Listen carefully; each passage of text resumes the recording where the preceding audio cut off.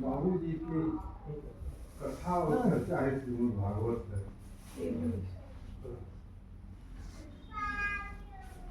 गुरु सत्संग में कृपा से ही उपस्थित भी हुए हैं। मेरी यह व्यक्तिगत इच्छा है कि बाबू जी के परम गुरु माता के चरणों में बैठकर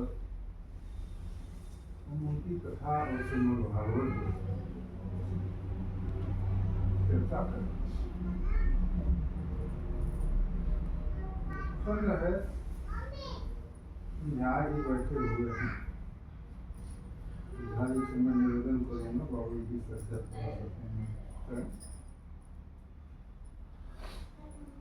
एक बार चरणों में बैठे हुए थे, उनके मन में संकल्प था कि बाबू जी ईश्वर कैसे हो सकते हैं? गुरु तो गुरु है, ईश्वर तो। बाबू जी ने ज्योति रूप में ईश्वर का दर्शन करा दिया, इनको दिखा दिया। तो वंदना में हम लोग आते हैं तो दिमाग में आ गया, विचार में चर्चा मैंने कर दिया ज्योतिर्मय पूर्ण मंत्र। तो ज्योतिर्मय ईश्वर का स्वरूप है, इसलिए मैंने चर्चा किया। मैं आदि से निवेदन करूँगा, निवेदन क्या करना है अगला है। ओम श्री गुरुदेव ओम श्री गुरुदेव ओम श्री गुरुदेव। यह बात सही है कि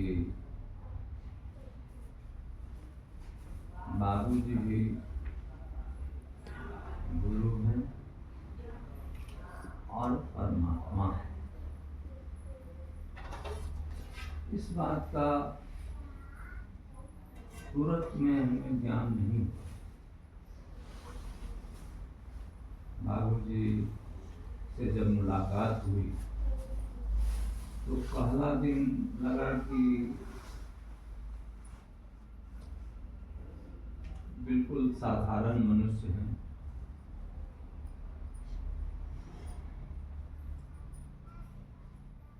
बाबूजी खाना खाए, खाना खा करके जब सोफा पर बैठे तो सिगरेट पीने लगे। तो हमको लगा कि इनको तो न दाढ़ी है, न छोटा है, न कोई गिरवा वस्त्र है, और साधारण रूप में सिगरेट भी पी रहे हैं। तो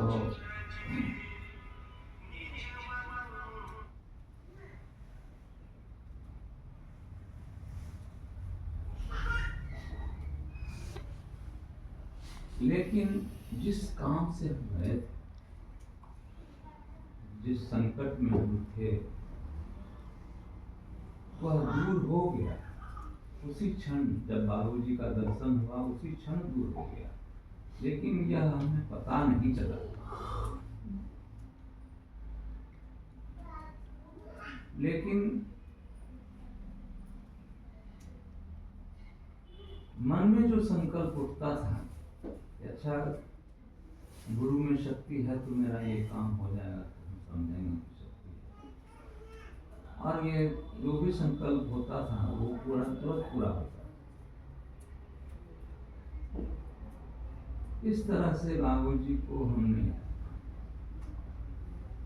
समर्थ गुरु के रूप में मेरे मन के द्वारा ये खोज किया गया कि ये बाबूजी समर्थ गुरु हैं। लेकिन बचपन में जो हम पढ़े थे किताब में कि गुरु गोविंद दो खड़े आपको लाना पाए, और बलिहारी गुरु आपकी जो गोविंद जी बता। तो गुरु और गोविंद अलग अलग, यह मन में पत्थर पर लकीर की तरह मन में बैठा हुआ था।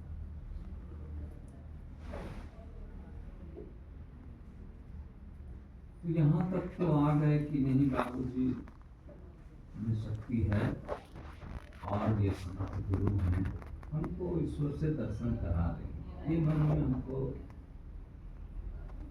पूरा भरोसा हो गया था। यहीं पर इसी जगह बाबूजी बैठे थे सोफा पर, हम बैठे थे नीचे, कोई नहीं था।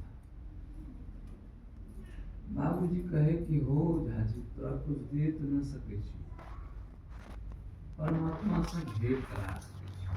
तुरंत कहे तो किसी स्वार्थ के लिए यहाँ आए ही थे।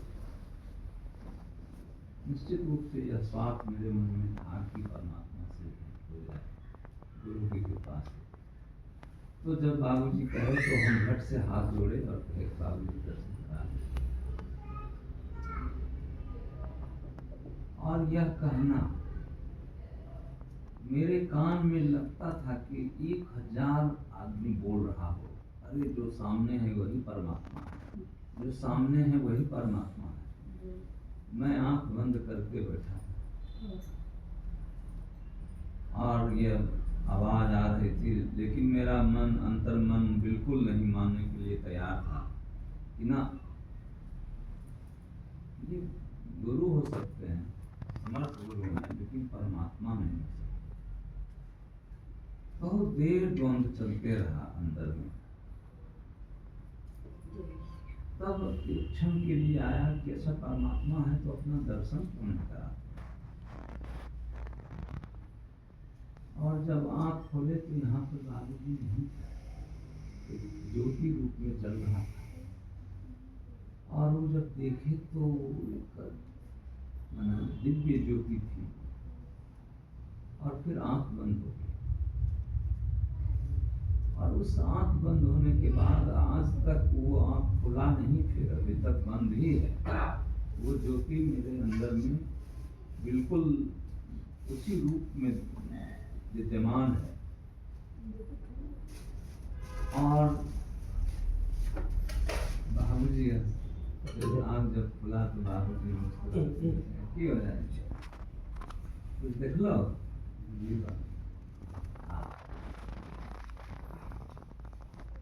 तो बाबूजी तो जानते ही थे, अंतर्यामी हैं, तो सारा चीज जानते हैं कि कौन क्या चाहता है क्या। तो हमको उसके पहले बहुत लालच दिया गया बाबूजी के द्वारा। बाबूजी यहाँ बैठे थे उस समय, कुलानंद बाबू थे, बद्री बाबू थे, हाजी थे, सुरंकन था, हम थे और एक आदमी धनबाद थे। तो उस समय बाबूजी बोले कि हो झाजी तू बड़ा उछल कूद के लछल, जा करोड़पति हो जाए। हम तो करोड़पति होने आए नहीं थे। हमको बोले, हम बैठे रहे। तो कुलानंद बाबू, झाजी सब बोलने लगे कि अरे झाजी आप तो करोड़पति हो गए, बाबूजी के पैर पर माथा रखिए। हम पैर पर माथा रखे और कहे कि हम तो सब छोड़ आए बाबू, फिर कहाँ फंसा रहे हैं। ये कहना हमारा, और बाबूजी कहे कि जय हो, और वो जय हो जो बाबूजी बोले वो दिव्य वाणी थी। उस जय हो को दोबारा हम कभी सुने नहीं। उस वाणी वो जय हो बाद में समझ में आया कि हम जो कहे हमको कुछ नहीं चाहिए। बार बार यही कहते थे बाबू से, हमको कुछ आपसे नहीं चाहिए, हमको सिर्फ अहंकार न होगा। बहुत बार सुने बाबू जी उसके बाद कहे कि कुछ नहीं चाहिए, सब तो मांग ही लिया, ठीक है जाओ, तुमको कभी अहंकार नहीं। और उस दिन से सच कहते हैं, हमको कभी भी महसूस ही नहीं हुआ। हमको लगता है कि आज जो सत्संग में जुड़ा है उससे भी पीछे वो आगे इस तरह से जो है दारू मेरे जैसे आदमी को अपना लिए और अभी तक वही पकड़े हुए हैं। हम कोई भी चीज दारू को कैसे पकड़ सकता है, लेकिन बाबूजी